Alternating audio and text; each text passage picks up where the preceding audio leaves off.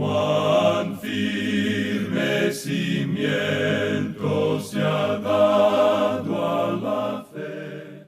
A través de la Biblia, un análisis de la Biblia libro por libro que le ayudará a crecer espiritualmente. Estos estudios fueron diseñados por el Dr. J. Vernon McGee. Acompáñenos en este fascinante recorrido a través de la Biblia. La palabra de Dios. El mensaje central de Pablo y Bernabé fue siempre la resurrección de Jesucristo y todo lo que significa para la esperanza de nuestra salvación y nuestra seguridad de la vida eterna. Este será un interesante estudio. Acompáñeme a orar para que comencemos. Padre Celestial, nos encomendamos a ti en esta hora y en este momento para que tu palabra hable a nuestras vidas. En el nombre de Jesús, amén. Ahora iniciamos nuestro recorrido bíblico de hoy con las enseñanzas del Dr. McGee en la voz de nuestro hermano Samuel Montoya. Continuamos estudiando hoy el capítulo 13 de los Hechos de los Apóstoles. Y en nuestro programa anterior dejamos a Bernabé, a Saulo y a Juan Marcos en la isla de Chipre, específicamente en Salamina, donde anunciaban la palabra de Dios en las sinagogas de los judíos. Y notamos que desde el principio Pablo adoptó un método que siguió durante todo su ministerio. Siempre entraba en las sinagogas, lugares que le sirvieron como una punta de lanza o puesto de avanzada para introducirse a la comunidad, y siempre predicó allí primero el Evangelio. Hoy vamos a considerar la oposición en Pafos. Leamos el versículo 6 de este capítulo 13 de los Hechos. Y habiendo atravesado toda la isla hasta Pafos, hallaron a cierto mago, falso profeta, judío, llamado Bar Jesús. Parece que su ministerio no llevaba mucho fruto en Salamina. No se nos da ningún registro en cuanto a los resultados de su ministerio allí. Atraviesan la isla de Chipre y en Pafos encuentran esta oposición, la cual realmente es satánica. Esta oposición se les presentó por medio de un mago que tenía mucha influencia sobre el procónsul romano, gobernador de aquella isla, llamado Sergio Paulo. Allí en Pafos, pues, encontraron a este mago llamado Bar Jesús, y dicen los versículos 7 y 8 que estaba con el procónsul Sergio Paulo, varón prudente. Este, llamando a Bernabé y a Saulo, deseaba oír la palabra de Dios, pero les resistía Elimas, el mago, pues así se traduce su nombre, procurando apartar de la fe al procónsul. Esta es una oposición satánica, y este hombre influía sobre el gobernador. Lamentablemente hay muchísimos gobernadores hoy en día que se han metido en diversas sectas. Están bajo la influencia de toda clase de sectas que están en directa oposición a la palabra de Dios y en oposición al Evangelio. Ahora el versículo 9 dice: Entonces Saulo, que también es Pablo, lleno del Espíritu Santo, fijando en él los ojos. Ahora vemos aquí que el nombre de Saulo es cambiado. Aquí el doctor Lucas da por primera vez a Pablo su nombre romano, que desde ahora en adelante será su único nombre. Pablo, pues, lleno del Espíritu Santo, fijando en el mago los ojos, dijo aquí en el versículo 10, «Oh, lleno de todo engaño y de toda maldad, hijo del diablo, enemigo de toda justicia, ¿no cesarás de trastornar los caminos rectos del Señor?» Pablo bien pudiera haber sido un hombre de carácter bastante manso, pero cuando encontró esta clase de oposición, la denunció con todo su ser. Reconoció que era satánica y la denunció como tal. Y creemos, amigo oyente, que nos corresponde hacer lo mismo hoy en día. Pablo continúa hablando aquí en el versículo 11 y dice: «Ahora pues, he aquí la mano del Señor está contra ti, y serás ciego y no verás el sol por algún tiempo». E inmediatamente cayeron sobre él oscuridad y tinieblas, y andando alrededor buscaba quien le condujese de la mano. Este supuesto mago ya andaba en tinieblas espirituales, pero ahora le caen tinieblas físicas. Y continúa el versículo 12 de este capítulo 13 de los Hechos diciendo: «Entonces el procónsul, viendo lo que había sucedido, creyó, maravillado de la doctrina del Señor». Permítanos dirigir su atención, amigo oyente, hacia el hecho de que Pablo tenía los dones de un apóstol, pues eran dones acompañados de señales. Cuando llegó a Pafo, no le fue posible pedir que se volvieran a las enseñanzas del Nuevo Testamento porque todavía no había ningún Nuevo Testamento escrito. Pablo no podía predicar de la epístola a los romanos porque todavía no la había escrito. No podía volverse al Evangelio según San Juan porque Juan todavía no había escrito su Evangelio. Por tanto, ¿cómo iban a reconocer su autoridad? Fue únicamente mediante los dones con señales. Hoy día, el Nuevo Testamento ya está escrito. Ahora nos es dado una manera diferente para reconocer autoridad. El apóstol Juan en su segunda epístola, versículo 10 dice, si alguno viene a vosotros y no trae esta doctrina, no lo recibáis en casa ni le digáis bienvenido. Esta doctrina se halla en la palabra de Dios, se halla aquí en el Nuevo Testamento. Ahora recuerde que el mago engañaba con el poder de Satanás. Un falso profeta muy bien puede sanar y puede hacer algunos milagros. Lo hace con el poder de Satanás. Pablo, en cambio, recibe su autoridad del Señor Jesucristo. Su mensaje es el Evangelio del Señor Jesucristo. Domina completamente al mago. Y vemos que el procónsul romano, Sergio Paulo, llega a la luz. Ha caminado en tinieblas espirituales, pero ahora se admira de la doctrina del Señor y cree. Leamos ahora el versículo 13 de este capítulo 13 de los Hechos de los Apóstoles.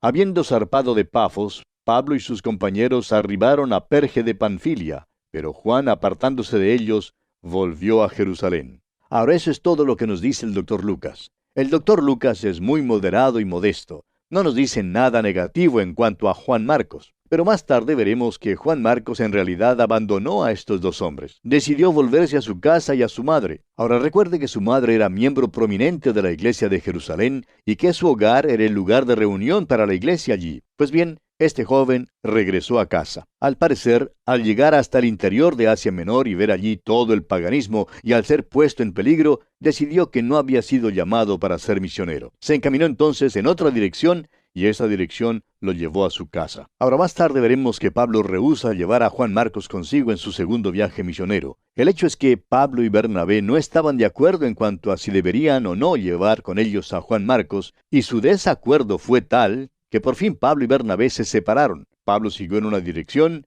y Bernabé en otra. Ahora creemos que Pablo se equivocó en cuanto a Juan Marcos. Dios no lo desechó por haber fallado aquella vez. Gracias a Dios tampoco nos desecha a nosotros debido a nuestras fallas. Dios le dio a Juan Marcos otra oportunidad. Más tarde el mismo apóstol Pablo fue lo suficientemente noble como para admitir que se había equivocado y estando cercano a la muerte pidió que Juan Marcos viniera a verle. Escribiendo su segunda carta a Timoteo capítulo 4 versículo 11 dice: solo Lucas está conmigo. Toma a Marcos y tráele contigo, porque me es útil para el ministerio. Este es el mismo Juan Marcos que escribió el Evangelio que conocemos como el Evangelio según San Marcos. Al fin de cuentas, Juan Marcos salió bien. Y es maravilloso que Dios nos da una segunda oportunidad. Pero aquí Juan Marcos fracasó. Los abandona y se vuelve a Jerusalén. Mientras tanto, Pablo y Bernabé están en el interior de Asia Menor. Leamos ahora los versículos 14 y 15 de este capítulo 13 de los Hechos. Ellos, pasando de Perge, llegaron a Antioquía de Pisidia, y entraron en la sinagoga un día de reposo, y se sentaron. Y después de la lectura de la ley y de los profetas, los principales de la sinagoga mandaron a decirles: varones hermanos, si tenéis alguna palabra de exhortación para el pueblo, hablad. De usted, Pablo sigue su método de ir primero a las sinagogas. Los judíos estaban dispersados por todas partes del Imperio Romano y habían establecido sinagogas en todas las ciudades donde vivían. Muchas veces tenían visitas de Jerusalén y después de leer las Escrituras, pedían a las visitas de la capital religiosa que les hablaran algo. Esto siempre le daba al apóstol Pablo una maravillosa oportunidad.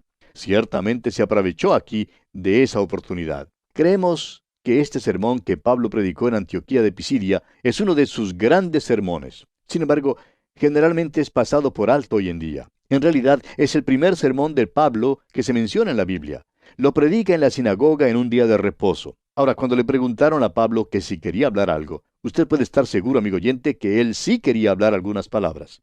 Era precisamente por eso que estaba allí en la sinagoga. Leamos el versículo 16. Entonces Pablo, levantándose, hecha señal de silencio con la mano, dijo: varones israelitas y los que teméis a Dios, oíd. Podemos llegar a la conclusión, por esta introducción, que había allí algunas visitas. Había judíos y probablemente algunos prosélitos gentiles. Continuemos con los versículos 17 hasta el 20 de este capítulo 13 de los Hechos. El Dios de este pueblo de Israel escogió a nuestros padres y enalteció al pueblo, siendo ellos extranjeros en tierra de Egipto, y con brazo levantado los sacó de ella. Y por un tiempo como de 40 años los soportó en el desierto, y habiendo destruido 7 naciones en la tierra de Canaán, les dio en herencia su territorio. Después, como por 450 años, les dio jueces hasta el profeta Samuel. Ahora fíjese usted que Pablo hace lo mismo que hizo Esteban ante el Sanedrín. Hace un recuento de la historia de la nación. Continuemos con los versículos 21 al 23. Luego pidieron rey, y Dios les dio a Saúl, hijo de Cis, varón de la tribu de Benjamín, por 40 años. Quitado éste, les levantó por rey a David, de quien dio también testimonio diciendo, He hallado a David, hijo de Isaí, varón conforme a mi corazón, quien hará todo lo que yo quiero. De la descendencia de éste, y conforme a la promesa, Dios levantó a Jesús por Salvador a Israel. Pablo hace el recuento de la historia de Israel hasta el tiempo de Jesucristo, y ahora les presenta al Salvador. Fíjese usted, versículos 24 al 26. Antes de su venida, predicó Juan el bautismo de arrepentimiento a todo el pueblo de Israel. Mas cuando Juan terminaba su carrera, dijo, ¿Quién pensáis que soy? No soy yo él, mas he aquí viene tras mí uno, de quien no soy digno de desatar el calzado de los pies. Varones hermanos, hijos del linaje de Abraham, y los que entre vosotros teméis a Dios, a vosotros es enviada la palabra de esta salvación. Al parecer, estos hombres habían oído hablar de Juan el Bautista. Continuemos con los versículos 27 y 28. Porque los habitantes de Jerusalén y sus gobernantes, no conociendo a Jesús, ni las palabras de los profetas que se leen todos los días de reposo, las cumplieron al condenarle. Y sin hallar en él causa digna de muerte, pidieron a Pilato que se le matase. Pablo continúa su reseña histórica, pero junto con la reseña señala también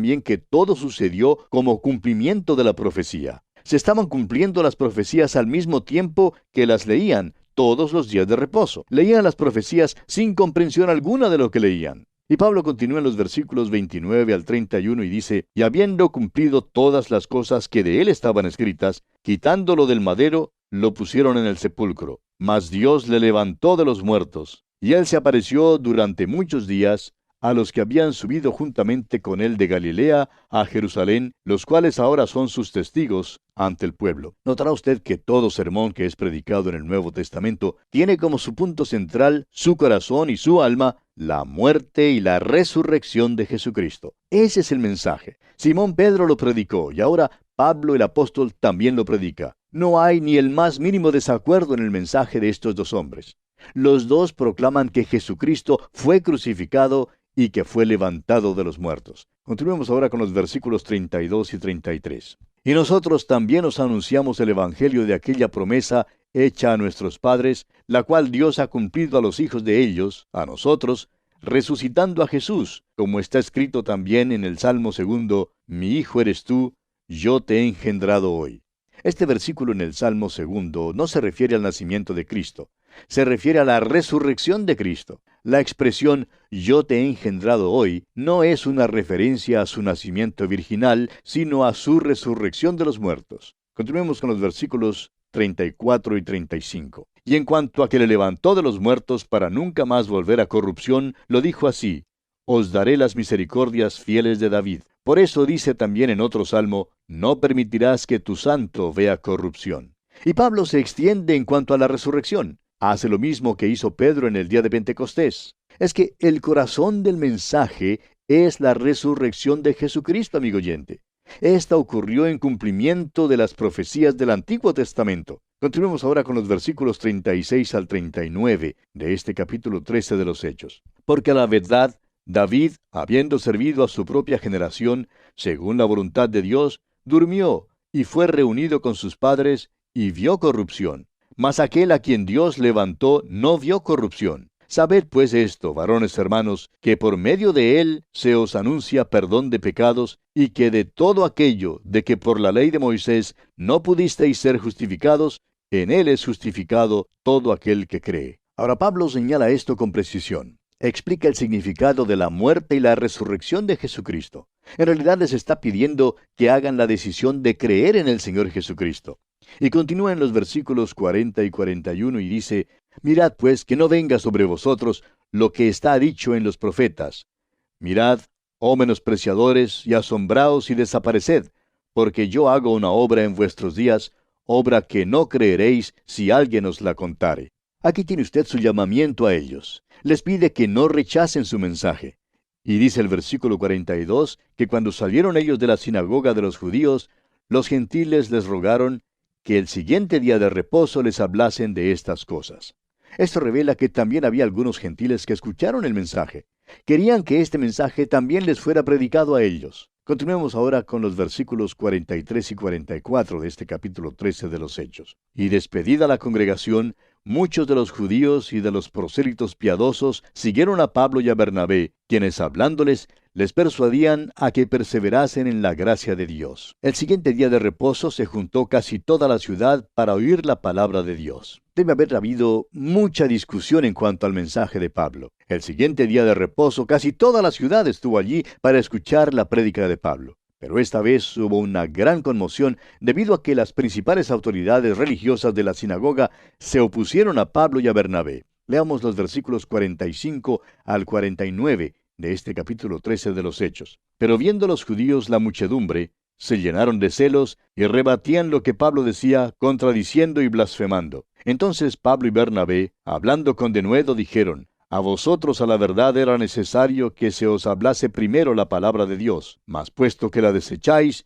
y no os juzgáis dignos de la vida eterna, he aquí nos volvemos a los gentiles. Porque así nos ha mandado el Señor diciendo: Te he puesto para luz de los gentiles, a fin de que seas para salvación hasta lo último de la tierra. Los gentiles, oyendo esto, se regocijaban y glorificaban la palabra del Señor, y creyeron todos los que estaban ordenados para vida eterna. Y la palabra del Señor se difundía por toda aquella provincia. El Evangelio se predica primero a los judíos y luego a los gentiles. Y los versículos finales de este capítulo 13 de los Hechos, los versículos 50 al 52, dicen: Pero los judíos instigaron a mujeres piadosas y distinguidas y a los principales de la ciudad, y levantaron persecución contra Pablo y Bernabé, y los expulsaron de sus límites. Ellos entonces, sacudiendo contra ellos el polvo de sus pies, llegaron a Iconio, y los discípulos estaban llenos de gozo y del Espíritu Santo. En realidad, fueron obligados a salir del pueblo. Pero fíjese usted la condición de aquellos que fueron convertidos. Estaban llenos de gozo y del Espíritu Santo. Y así concluye el capítulo 13 de este libro de los Hechos de los Apóstoles. Llegamos ahora al capítulo 14. En este capítulo tenemos el primer viaje misionero de Pablo. Todavía estamos siguiendo a Pablo, quien acompañado por Bernabé está en su primer viaje misionero. Juan Marcos los ha abandonado y ha regresado a casa. Pero como lo veremos más adelante, saldrá bien porque, gracias a Dios, Dios le concederá una segunda oportunidad. Ahora, no sé qué dirá usted en cuanto a esto, pero permítame decirle, amigo oyente, que Dios no solo me ha dado a mí una segunda oportunidad, sino una centésima y aún muchas más. Dios ha sido tan bueno conmigo durante todos estos años que me ha dado oportunidad tras oportunidad. Amigo oyente, le puedo asegurar que Él está esperando que usted venga a Él. Él le permitirá principiar de nuevo también a usted. Es maravilloso tener a un Dios así como Él, tal Padre Celestial como el que tenemos. Pues bien, tenemos aquí a Pablo y a Bernabé en abierta confrontación con aquel paganismo impenetrable que imperaba en toda Galacia. Creemos que la región de Galacia fue el campo misionero más difícil en que Pablo jamás tuviera que laborar. Es necesario leer la epístola de San Pablo a los Gálatas para descubrir eso. Si usted la lee, notará que fue la epístola más áspera que Pablo escribiera. La escribió a un grupo de personas que tenían otra tendencia espiritual que la que debían haber tenido. Es interesante notar también que Pablo visitó las iglesias de Galacia más que a ninguna de las otras. Permítanos ahora darle los datos siguientes en cuanto a esta región de Galacia que fue visitada por Pablo en su primer viaje misionero. Los habitantes que le dieron el nombre a esta provincia eran los galos, una tribu céltica de la misma raza que la que habitó partes de Francia. En el siglo IV a.C., invadieron el Imperio Romano penetrando hasta su capital, o sea, Roma. Más tarde cruzaron a través de Grecia y tomaron la ciudad de Delfi en el año 280 a.C. Por invitación de Nicomedes I, rey de Bitinia, atravesaron Asia Menor para ayudarle en una guerra civil, pues eran hombres bélicos, y veremos que pronto se establecieron muchos de ellos en Asia Menor. En el año 189 a.C., fueron hechos súbditos del Imperio Romano y llegaron a ser una de sus provincias. Sus fronteras variaron y por muchos años retuvieron sus propias costumbres e idioma. Las iglesias que Pablo estableció en su primer viaje misionero fueron fundadas en tierras que por un tiempo formaban parte de la provincia de Galacia. Por tanto, este es el nombre que Pablo siempre usó al referirse a estas iglesias. Ahora, los habitantes de Galacia eran orientales, rubios. Estos celtas galos tenían ciertos rasgos en cuanto a su temperamento y a otras características en común con los que tiene gran parte de la población norteamericana de hoy en día. Y hasta creemos que tienen cierto parentesco con ellos, ya que muchos de los que viven en los Estados Unidos son descendientes de antepasados galos de Europa y las Islas Británicas. De modo que hay una gran semejanza con ellos. Ahora, César dijo lo siguiente en cuanto a los galos. La enfermedad de los galos es que son muy volubles en sus resoluciones, demasiado aficionados al cambio, y no se puede confiar en ellos. Otro escritor de aquel período los describió como francos, impetuosos, impresionables, eminentemente inteligentes, aficionados a la ostentación, pero sumamente volubles, el fruto de una vanidad excesiva. Hablaremos otra vez de estos habitantes de Galacia cuando estudiemos la epístola a los Gálatas. Pablo les escribió una carta muy áspera precisamente porque necesitaban esa clase de carta. Bien, comencemos entonces nuestro estudio de este capítulo 14 de los Hechos de los Apóstoles leyendo el versículo 1. Aconteció en Iconio que entraron juntos en la sinagoga de los judíos y hablaron de tal manera que creyó una gran multitud de judíos y asimismo de griegos. Esperamos, amigo oyente, que usted tenga su mapa y que esté siguiendo el viaje misionero de Pablo y Bernabé. Notará que atravesaron a lo largo de la isla de Chipre y que luego navegaron a Perge en Panfilia. Luego viajaron hasta Antioquía, Iconio, Listra y Derbe. En ese entonces, estas eran ciudades de Galacia. Ahora se hallan en el centro de Asia Menor, o sea, el país de Turquía. Continuemos con el versículo 2 y leamos hasta el versículo 4 de este capítulo 14 de los Hechos. Mas los judíos que no creían excitaron y corrompieron los ánimos de los gentiles contra los hermanos. Por tanto, se detuvieron allí mucho tiempo, hablando con denuedo, confiados en el Señor, el cual daba testimonio a la palabra de su gracia, concediendo que se hiciesen por las manos de ellos señales y prodigios. Y la gente de la ciudad estaba dividida, unos estaban con los judíos y otros con los apóstoles. Pablo y Bernabé causaron una división en la ciudad. Ahora recuerde usted que Pablo y Bernabé son judíos. Siempre iban primero a los judíos, entrando en las sinagogas y predicaban allí el Evangelio como cumplimiento de las profecías de las Escrituras en el Antiguo Testamento. Continuemos con los versículos 5 al 7 de este capítulo 14 de los Hechos. Pero cuando los judíos y los gentiles, juntamente con sus gobernantes, se lanzaron a afrentarlos y a apedrearlos, habiéndolo sabido, huyeron a Listra y Derbe, ciudades de Licaonia, y a toda la región circunvecina. Y allí predicaban el Evangelio. Como usted ve, amigo oyente, no fueron bien recibidos allí en Iconio. Por tanto, tuvieron que huir y llegaron a Listra y a Derbe. Pasaron de un lugar a otro. Sin embargo, sabemos que en su viaje de regreso volvieron por Iconio. Y esto parece indicar que había allí algunos creyentes. Y aquí, amigo oyente, vamos a detenernos por hoy porque se nos ha agotado el tiempo. Que el Señor le bendiga en gran manera. Gracias por estar con nosotros en el día de hoy. Estamos ya en fin de semana y la próxima semana nuestro viaje continúa y nosotros tendremos un asiento reservado para ti en el autobús bíblico. Hasta la próxima. ¿Fue de ayuda para usted el estudio de hoy? ¿Desea enviarnos algún comentario de lo que ha estado escuchando? Entonces escríbanos, no espere más. Nuestro correo electrónico es atv@transmundial.org. atv@transmundial.org. Si desea recibir las notas y bosquejos de lo que estamos estudiando, suscríbase gratis en nuestra página en internet a través de la Biblia.org/notas. A través de la Biblia.org/notas. Hemos llegado al final por el día de hoy. Díganos, ¿fue de ayuda para usted el estudio de hoy? ¿Desea enviarnos algún comentario acerca de lo que ha estado escuchando? Entonces escríbanos, no espere más. Si desea recibir las notas y bosquejos de lo que estamos estudiando, suscríbase gratis en nuestra página en internet a través de la Biblia.org/notas. A través de la Biblia.org/notas. Si desea escuchar nuevamente el programa o si se perdió alguno de ellos, visite a través de la Biblia.org. Repito, a través de la Biblia.org o escriba al correo electrónico atv atv@transmundial.org, a través de la Biblia.